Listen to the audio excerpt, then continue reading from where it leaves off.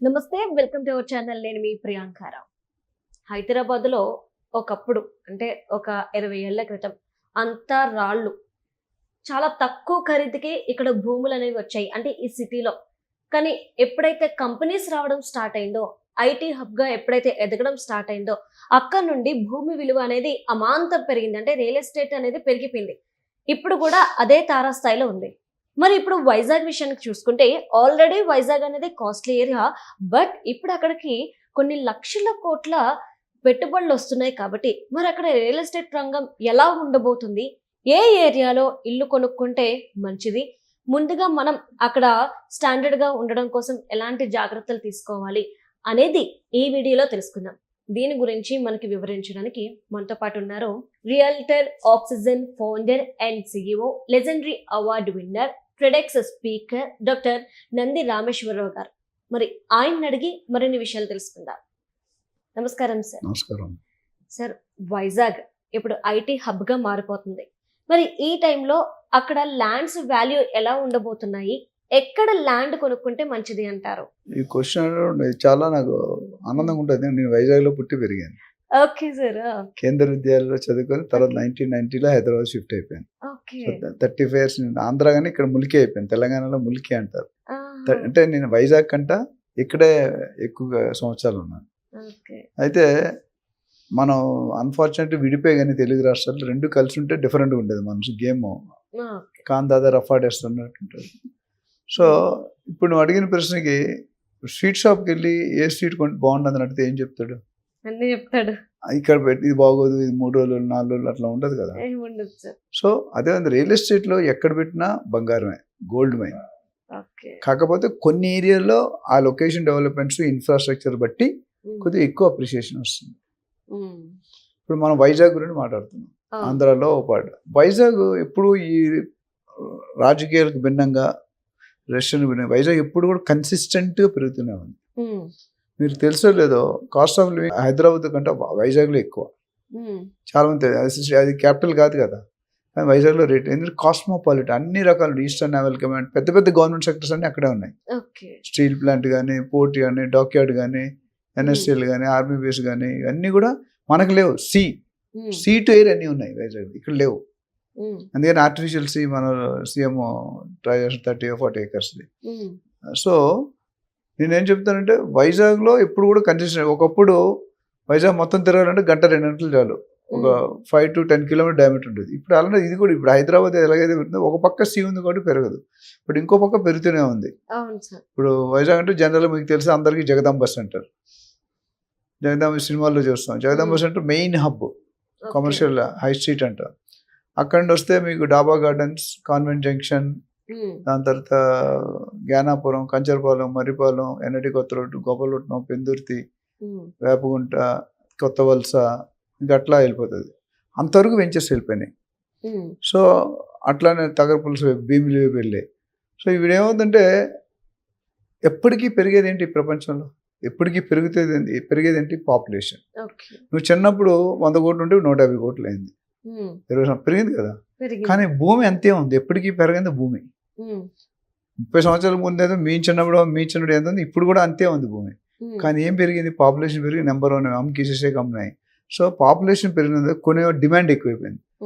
Natural law ఏంటంటే when demand is more, supply is less, rates are increase.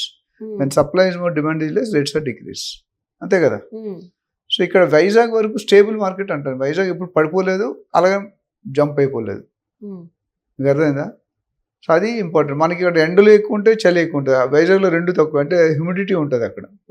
ఒక 5 నిమిషాలు బయటకు వెళ్ళామంటే కారు నుండి మొత్తం తడిసిపోతాయి బట్టలు.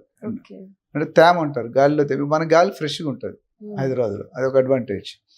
సో రెండోది అక్కడ కాస్మోపాలిటన్, అన్ని రాష్ట్రాల నుండి మనుషులు ఉంటారు. మన దగ్గర కూడా ఉంటారు. ఇప్పుడు వైజాగ్ అంటే పెద్ద పెద్ద HPCL, BHPV, Indian oil, Bharat petroleum, railway అన్నీ కూడా పెద్ద పెద్ద ఉన్నాయి. అదొక అడ్వాంటేజ్. సో దానివల్ల అన్ని రకాల కల్చర్, అన్ని రకాల మతాలు, శాలరీ 10,000 నుండి 1,00,000, 10 లక్షలు సంపాదించే వాళ్ళు ఉన్నారు. సో రియల్ ఎస్టేట్ వచ్చేసరికి ఇప్పుడు చంద్రబాబు నాయుడు గారు ఆయన యాక్చువల్లీ బేసికలీ ఐటీ మ్యాన్. ఐటీకి పెద్ద ప్రాణం పోస్తుందంటే చంద్రబాబు గారు అని చెప్పి మిగతా సీఎంస్ కూడా అందరూ చేశారు. బట్ సైబరాబాద్ అనేది ఆయన పేరు నిల్చుండిపోయింది ఇప్పటికి కూడా. ఫోర్త్ సిటీ అనేది పెడితే రేవంత్ రెడ్డి గారు దాని గురించి ఆయన పేరు ఉండిపోతుంది. ప్రతి మనిషి ఏదో ఒకటి చేయాలనుకుంటారు. ఇక్కడికి వచ్చేసరికి లేటెస్ట్ డిస్కషన్లో ఆయన 1.5 year ఏదైతే అయిందో టైము, 15-16 monthsలో రకరకాల ఎఫర్ట్స్ పెడుతున్నారు. Ambani, Adani, Google, Microsoft, Tesla, Equinix, ఇవన్నీ కంపెనీలతో, యూట్యూబ్, ఫేస్బుక్ అన్నిటితో కూడా సంప్రదింపులు జరుగుతున్నాయి. చాలా వరకు డిస్కషన్ పాజిటివ్గా ఉన్నాయి. కాకపోతే రియాలిటీ మెటీరియలైజ్ అవ్వలేదు. ఇప్పుడు లేటెస్ట్గా ఏంటంటే 1,50,000 కోట్లు సుమారు 1,50,000 crores మనకి ఈ చెప్పబోయే కంపెనీలకి వస్తున్నాయి అన్నమాట. అంటే కాగ్నిజెంట్ ఉంది, గిగాబైట్ ఉంది, గూగుల్ ఉంది, అట్లా చాలా కంపెనీస్ ఉన్నాయి, ఎక్సెంచర్ ఉంది. ఈ కంపెనీలన్నీ వైజాగ్కి వెళ్ళబోతున్నాయి.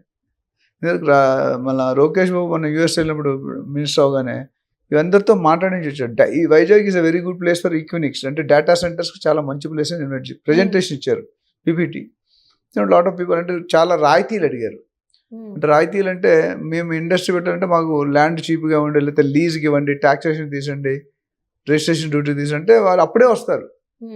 ఒకప్పుడు హైదరాబాద్ చూసుకుంటే పోచారం అనే మాట ఎప్పుడైనా విన్నాం? ఎప్పుడు ఇన్ఫోసిస్ వచ్చాక విన్నాం, అంతకుముందు లేదు. 20 సంవత్సరాల ముందు తెలుసా? అట్లానే మీకు కొత్తూరు, నందిగామని ఎప్పుడైనా విన్నా? ఇప్పుడు వింటున్నాం లాస్ట్ 1-2-3 yearsలో, కానీ అప్పుడు లేదు. సో కుక్కటిపల్లియే ఒక 30 years పోతే కుక్కటిపల్లి జంగుల్లో గడిపోతారు. ఒక యూనివర్సిటీ ఉంది, 500,000 రూపాయలు ఉంటే ఎవరు కొనుక్కోలేదు. ఈరోజు 2.5 లక్షలు అయింది. సో అదేవిధంగా వైజాగ్లో కూడా, Vizag main city already develop ఉంది. సిటీ కూడా 10-20-30 kilometers స్ట్రెచ్ అవుతుంది. నువ్వు సిటీకి ఎంత దూరం వెళ్తే అంత తక్కువ కాస్ట్ ఉంటుంది, గుర్తుపెట్టుకోండి. మార్వాడీస్, గుజరాతీస్ సిద్ధాంతం ఏంటంటే వాళ్ళు ల్యాండ్ కొనడమే కానీ అమ్మరు జనరల్గా.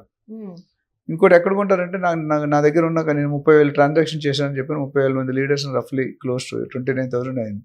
ట్రైన్ చేసింది ఆనెస్టీ, ట్రాన్స్పరెన్సీ, ఇంటిగ్రిటీ. దానికోసం చాలా అవార్డ్స్ కూడా వచ్చామని ఇందాక చూసి. సో ఇక్కడ ఏమవుతుందంటే రియల్ ఎస్టేట్ పెరగాలంటే ఏముండాలి? ఫస్ట్ ఇన్ఫ్రాస్ట్రక్చర్ ఉండాలి. అది లోపిస్తుంది ఆంధ్రాకి. ఒకప్పుడు ఫస్ట్ టైంలో బాగానే చేశారు, ఇంప్లిమెంట్ చేస్తే గవర్నమెంట్ కొలాప్స్ అయిపోయింది. సెకండ్ గవర్నమెంట్, గత గవర్నమెంట్ ఏముందో మనకు తెలుసు, దాని మీద పెద్ద ప్రత్యేక. సో వైజాగ్ అనేది 10-20 సంవత్సరాలకి బ్యాక్ వెళ్ళిపోయిందని రోడ్లు కానీ ఇవన్నీ చూస్తే నాట్ గుడ్. సో ఇన్ఫ్రాస్ట్రక్చర్ లేకపోతే ఏ డెవలప్మెంట్స్ ఉండవు. సార్, అంటే ఇంతకు ముందు మీరు ఒక మాట అన్నారు వైజాగ్ గురించి. ఇప్పుడు హైదరాబాద్ అంటే చుట్టూ ల్యాండ్ ఉంది, బట్ వైజాగ్ అలా కాదు, ఒకవైపు సముద్రం ఉంది కాబట్టి ఇంకోవైపే డెవలప్ అవుతూ ఉంటుంది అని చెప్పేసి అన్నారు. మరి ఈ పాయింట్ ఆఫ్ వ్యూలో చూసుకుంటే ఎక్కడెక్కడ ల్యాండ్స్ ఫ్రీగా ఉన్నాయి, అంటే ఎవరైనా అక్కడికి వెళ్ళి సెటిల్ అవ్వాలి అనుకుంటే వాళ్ళకి ఏ ఏరియాలో ల్యాండ్స్ అవైలబుల్ ఉన్నాయి అంటారు? ఇప్పుడు ఒకటి ఏంటంటే వైజాగ్కి 15-20 kilometers దూరం వెళ్ళాలి, 30 kilometers. అదే అమరావతి చూసుకున్నా, అమరావతి క్యాపిటల్ యాక్సెస్ రోడ్ అని ఉంది. అక్కడ గవర్నర్ బంగ్లా, హైకోర్టు, దాంతో government officers quarters, government office అన్నీ వస్తున్నాయి. అక్కడ 65,000-75,000 ఉంది. అక్కడ కొనుక్కోలేనారు. సిటీ నుండి తుళ్ళూరు, తాడేపల్లి, కాజా, కొన్ని ఊర్లు ఉన్నాయి. మంగళగిరి కాకుండా పెదనంబూరు, చెన్నంబూరు, నాగార్జున నగర్, మంగళగిరి, ఇవన్నీ కొద్ది తక్కువ ఉంటాయి. ఇప్పుడు అమరావతి, విజయవాడ, గుంటూరు అనేది టచ్ చేయలేం. సో సిటీకి మీకు హోల్డింగ్ కెపాసిటీ 10 years ఉంటే కనుక సిటీకి 15-20-30 kilometers దూరం వెళ్ళి సిఆర్డీఏ అప్రూవ్డ్ 10,000-18,000 కొనుక్కోండి. 60,000-70,000 పెడితే మీకు పెద్ద అప్రిషియేషన్ ఉండదు. సో సిటీకి ఎప్పుడు దూరం కొనుక్కుంటే మార్వాడీస్ ఇందాక ఏమంటారంటే ఎక్కడైతే పవర్ లేదో, ఎక్కడైతే రోడ్ లేదో, ఎక్కడైతే డ్రైనేజ్ లేదో అక్కడ ఇవ్వండి అంటాడు. ఎందుకంటే అక్కడ చాలా తక్కువ ఉంటుంది రేటు.